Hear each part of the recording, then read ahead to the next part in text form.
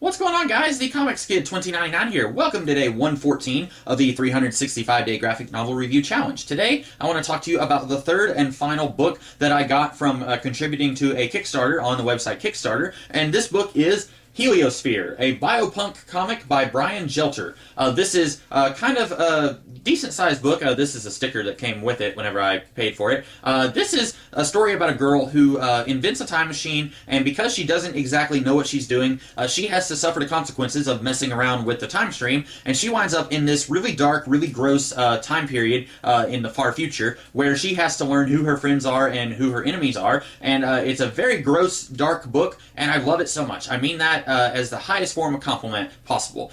This is, in a lot of ways, it reminds me of Frank Quietly's artwork, but not the way it looks. Frank Quietly will sometimes just go to these really gross, disgusting places with his artwork, and I love it then, and I love it here. And it kind of reminds me of that. Like, for example, in Frank Quietly's portion of Grant Morrison's new X-Men run, he would draw a character throwing up, and he wouldn't even shy away from it. He wouldn't cut away whenever someone started throwing up. He would just draw the character throwing up, and it was really disgusting, and it sticks with me. This is the same way. You look at these designs, that's some of the more tame designs of this book. There are some really nasty designs in this book, and there's some really nasty stuff that happens to some of these characters, and I still love it so much.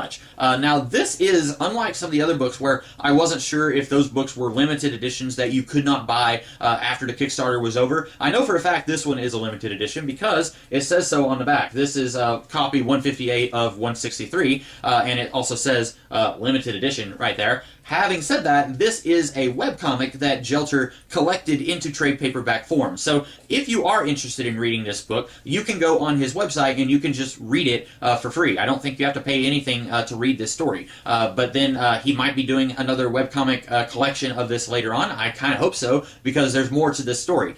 This one kind of ends leaving a lot of stuff up in the air, and this is something that I have gone to his website, and I've read some of the stuff since what's collected here, but it reads better in chunks, I think.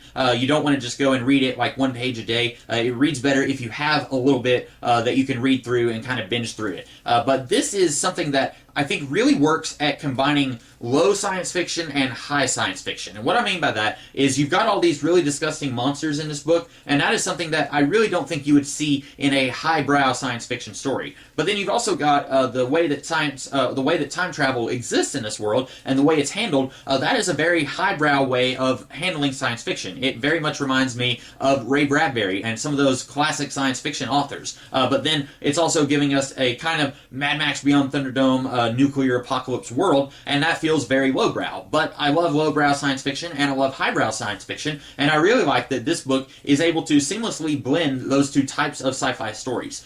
So this is something that, if you're interested in reading this, you probably would have a hard time getting a copy of this book, but if you do want to read this series, you can go to the website, which I believe it's just heliosphere.com. You can just Google Heliosphere and pretty easily find the website, and you can read what's collected here. And I definitely recommend that you do that. I thoroughly enjoyed this book, and I think that if you are a fan of, like what I talked about, Frank Quietly's disgusting artwork, or lowbrow and highbrow science fiction stories, if you're a fan of that kind of thing, you will definitely like Heliosphere.